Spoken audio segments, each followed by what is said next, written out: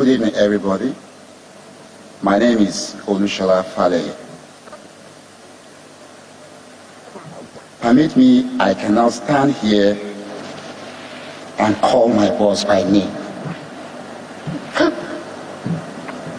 So I will refer to him as Dr. Herbert, or probably Doctor. Forgive me.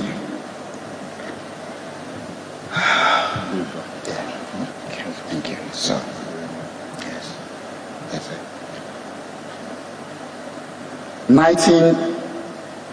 2019, or at the late part of 2018, it was a time for Access Bank to acquire Diamond Bank. Everybody was thrown into turmoil with a mind of uncertainty of what next. You know what plays out when an institution acquires the other. So the fate of the staff of the acquired institution becomes shaky. What a December. Everybody was worried. I was more worried because I didn't know what next. January, it was a Wednesday, and in the midst of my worry,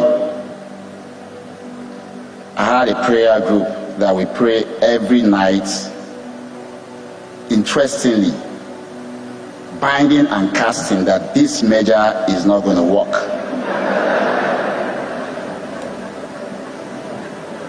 And on Wednesday, that fateful day, my phone rang. And I heard, Dr. Herbert wants to see you. I was like, how? From where? And I had to go to Uzama's office, and I met him. And he called me my name. How are you, Sola? I would like you to start working with me. So I stood, wondering, where is this coming from? I was looking at Uzama's face like, I hope I'm not betraying you if I say yes. And the next thing, he just signaled me that, don't worry, we'll talk about it. And he asked me, when do you want to start? I said, okay, he said, report in my office at 6 p.m. So I went that day, and we closed at 12 midnight. It was a baptism of what is to come for me. And that was the beginning of a new life. And I came to realize that one of his strengths, Dr. Herbert, is that he comes to you in a time of storm and he rescues you. I can remember vividly my first trip to London. How do you describe a trip that everything you imagine in a movie became a reality? I saw myself landed in Luton Airport, and immigration came in to stamp our passports, and a vehicle was waiting. I've never seen that in my life before, only in a movie. And we came down. I was like, is that it? Guess where we're going? He had a dinner with Theresa May that day. How else do you describe a grand entry? It is only one person that can make that happen.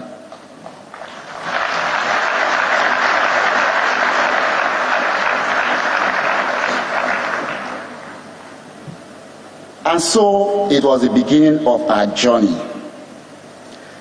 One thing I've always learned in life is I am always committed to what I do. And I think he saw that, and he feels you need to buckle up and grow. Then COVID came. During COVID, when lockdown was to be announced that evening, I was looking at him and I was worried. I'm like, I cannot leave him at this kind of moment because my boss knows everything, but he struggles with technology. So I walked up to him and I said, sir, I will move into Parkview with you. He said, how about your wife? I said, I will talk to her. Auntie Doreen was in London then. And that night that lockdown was announced, I moved into Parkview. So we're always together. I don't go home. He doesn't go to anywhere too, except when COVID started, and sometimes we go to the office. But I make sure that we are always together. I make sure he has no problem whatsoever joining his meeting. And one night around 3 a.m., I think Uche was around then, and he said, Sola, tell me, whatever education, wherever in the world you want to have it, I will let you have it. I remember he enrolled in University of London for his law degree. I enrolled in same university for my master's in information technology. And we went through this journey together. We'll go to Mabea and read together. I just noticed that suddenly I became a son of the family. Tochi will always come to me for advice. Chizzy cannot go to him without coming through me. And Sweet Mommy, like I call Auntie Doreen, I had to mention this because I remember one day in Cape Town, I called Grandma, that's her mom, that name, and she took offense that that's for me. So I refer to her as Sweet Mommy because she's ever sweet.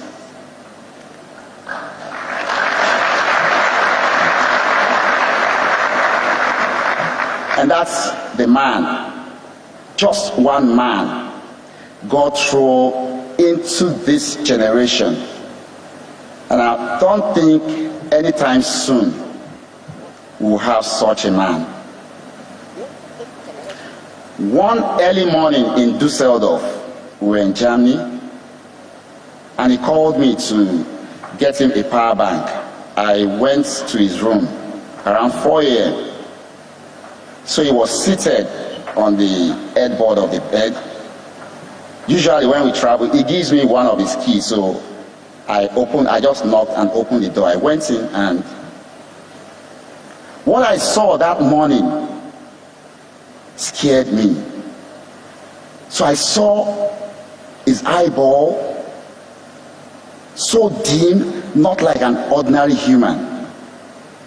And I gave him the charger. I went back.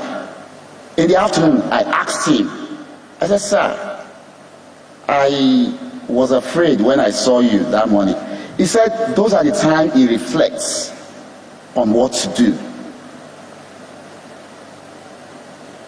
He is a great man. He lives. So that is why I pick most of those songs, because I still see him. He lives. He's just everywhere living, because his dream is scattered everywhere, germinating and growing.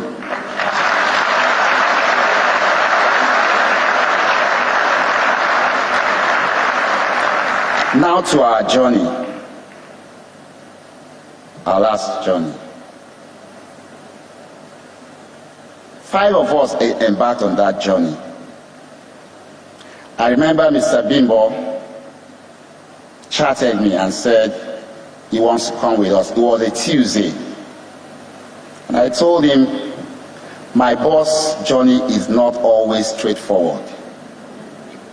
Sometimes you can get in the air and divert somewhere else. And he said he was going to wait.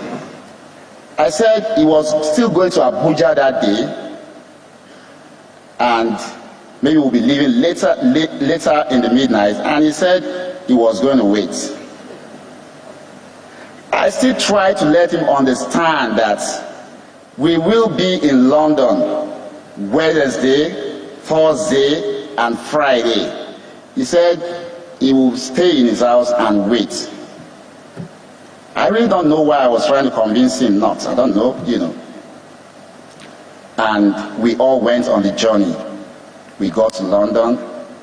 I remember on Friday, after my boss's board meeting in Access UK, he already told me to call Tiny, one of his business partners, to come from Lisbon to have a meeting. He had that meeting. He wasn't satisfied. He said, ride with me. When Dr. Herbert tells you ride with me, it is all meeting.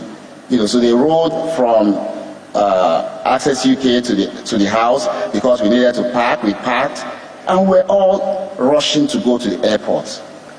We got to the airport in Luton and ordered. It was a sweet journey. It was a sweet journey. 11 hours. We flew from London to Palm Springs. I remember in the middle of the air, I walked up to him. I said, sir, how comfortable are you flying chopper at night? I've never done it before. And he said a word. He said, this is America. They have navigation system for flying chopper at night. And I went back to my seat. And we landed. Everybody was filled with joy that we're finally almost there. Sat, waited to be cleared by immigration, and we came out. So coming out, we had 2 vans waiting. One was to take us to go board the chopper. The other was to take our luggage because they cannot go on the chopper. Throughout my year of working with him, I've always told myself that flying that way is not a luxury for me. I am on duty. And as they were loading the luggages, and this thought started playing in my mind that, okay, you will fly chopper, 1 hour you're there. The next 3.5 hours, the luggages are not going to come. Will I go to bed? No. I still have to sit down and wait for those luggages to come. And I'm like, so why not just go with the luggages and get there and deliver to him and others in the room? Like I said, I always reason in the line of duty. And I walked up to him. I said, sir, I think it's safer and will be secure for me to just ride and bring the luggage to you. He said, brilliant idea.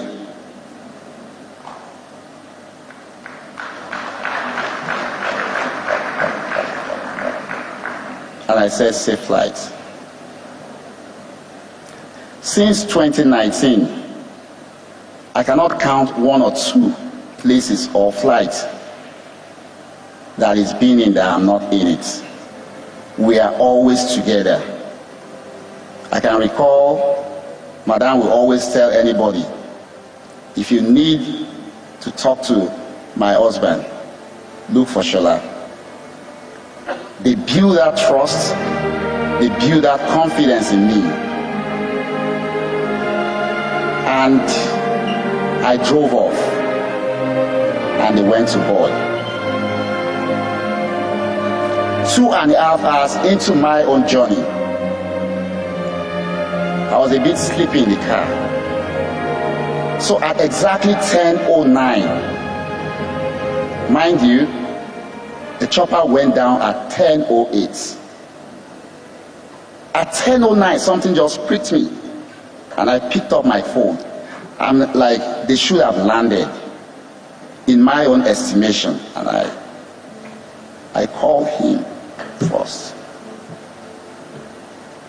It wasn't ringing. I called Madam.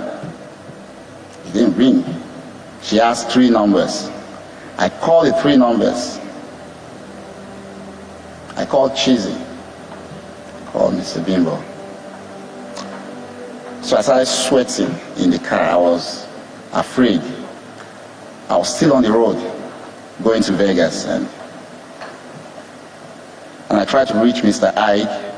I guess, he just arrived. He arrived earlier than us, and he was sleeping. I kept calling. I couldn't reach him. And suddenly, I called the driver that was to pick us up when we land with the chopper. If you notice, I still refer to us, because every time I still see myself flying with them. And